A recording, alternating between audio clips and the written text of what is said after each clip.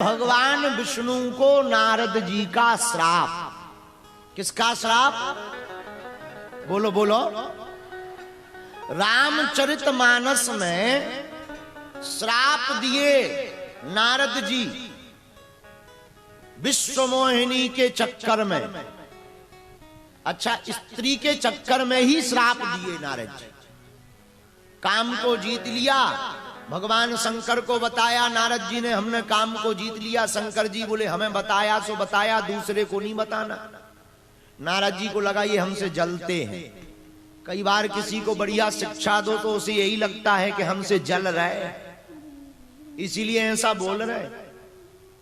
तो जो मूर्ख होते हैं उनको सही शिक्षा भी गलत नजर लगती है, गलत बात समझ आती है, और गलत बात सही समझ आती है। प्रायः लीडरों को एक ही दिक्कत है, चाहे वो पार्टी का लीडर हो या आश्रम का लीडर हो या किसी समाज का लीडर हो, उसके साथ एक ही कमी है, वो कान भरने वालों की सुनता है। वही नारद जी के साथ हुआ।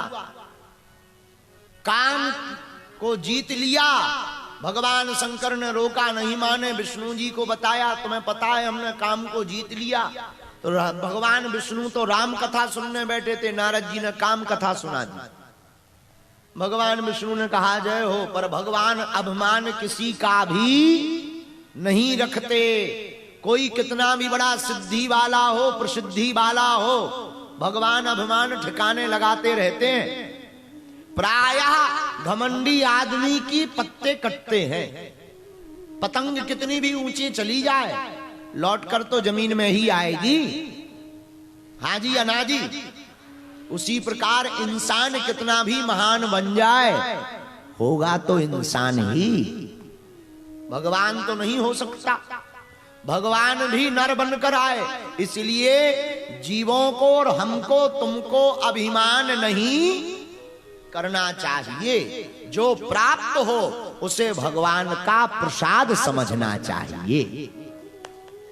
ये भगवान की कृपा है, ये प्रभु का प्रसाद है, ये गुरुदेव का आशीर्वाद है, हमारा कुछ भी नहीं है। तो नारद जी को अभिमान आ गया।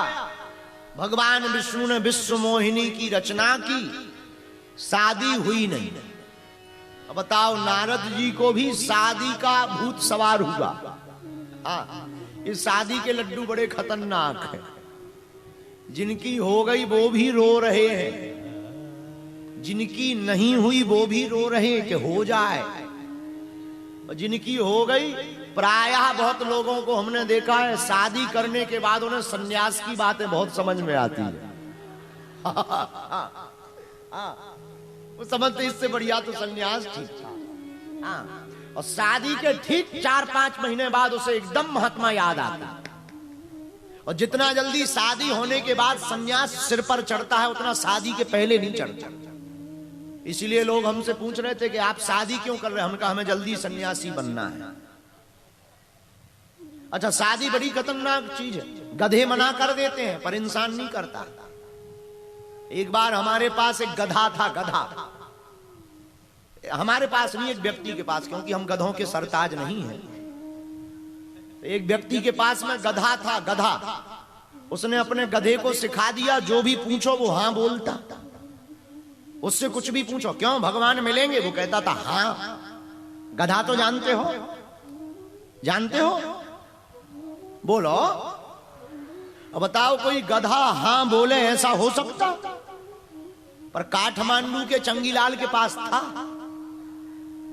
काठमांडू के चंगीलाल के पास ऐसा गधा था जो हाँ बोलता था।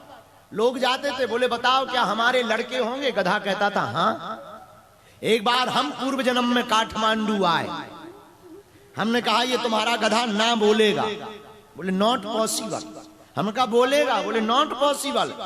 हम उसके कान में गए, कुछ बुदबुदाए, गधा तुरंत बोला ना। तो हमारी लगी थी शर्त।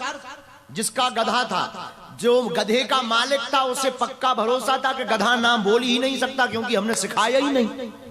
और हमने कहा गधा ना बोलेगा। बोले कैसे? हमने कहा बोलेगा। गधे का मालिक बोला अगर ना बोल जाएगा तो हम 20,000 नेपाली देंगे। हम कहा 10,000 भी देना चलेगा। और जहां हमने कान में कुछ बुदबुदाया, गधा ना बोला, मुस्कुराते हुए गधे का मालिक बोला कि ये आपने क्या बोला? जो गधा ना बोला, ये आपने कान में क्या बोला? हमने कहा हमने और कुछ नहीं बोला। गधे से पूछा शादी करोगी?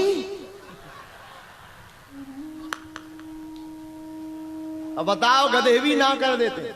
ये जो है व्यंग हमारा नहीं है, आचार्य रजनीश ओशो जी का व्यंग है। तपोवन के श्री अरुणानंद जी स्वामी जी बैठे हैं, तो उनको हम ये अवगत कराना चाहते, ये आचार्य जी का ही व्यंग है। तो बताओ, गधे मना कर देते हैं, लेकिन जिनकी शादी नहीं हुई वो घूम रहे। एक हमको यहां मिला सुनसरी जिला का मंगूलाल, उम्र 77 साल, 77 पार 78 में चल रहे हैं। हमने कहा और बताओ अर्जी क्या है? हम पर्चा बना रहे थे। बोले घर बस जाए। हमको हार्ट अटैक आ गया। हम का इस समय में, जिस उम्र में तुम हमारे पास अर्जी लेके आए, इस समय में तो तुम्हें शमशान घाट बुक करना चाहिए, तो तुम मैरिज हाउस बुक करवाने आ गए। तुम्हें शर्म नहीं आई अपने मन से? तो उसने उत्तर भी इतना खतरनाक दिया कि हम चुप हो गए। बोले विदेशों में तो 95 साल में भी कर लेते हैं। हम कहा कर लेते हैं, पर ये विदेश थोड़ी है, नेपाल देश है, विदेश थोड़ी है। ऐसे ऐसे भी पृथ्वी पर लोग हैं। खैर शादी करना बुरा नहीं है, करना चाहिए। जिनकी नहीं हुई वो हमें बताना, हम अर्जी लगाएंगे। लेकिन हम फिर वही कहेंगे, शादी बड़ी खतरनाक है। शादी के बाद आती है श्रीमती। जिनकी श्रीमती आ जाती है उनकी अपनी मति खराब हो जाती है। हाँ। तो नारद जी को शादी का भूत सवार हुआ, शादी करना है। भगवान विश्व मोहिनी ने, भगवान विष्णु भगवान ने विश्व मोहिनी की लीला की, और सुंदर राजकुमार के साथ भगवान श्री हरि के साथ ही विश्व मोहिनी रूपी जो माया रूपी बनी थी शादी हो गई। नारद जी को बड़ा दुख हुआ, हमको बानराकृति दे दी, बंदर मुख दे दिया।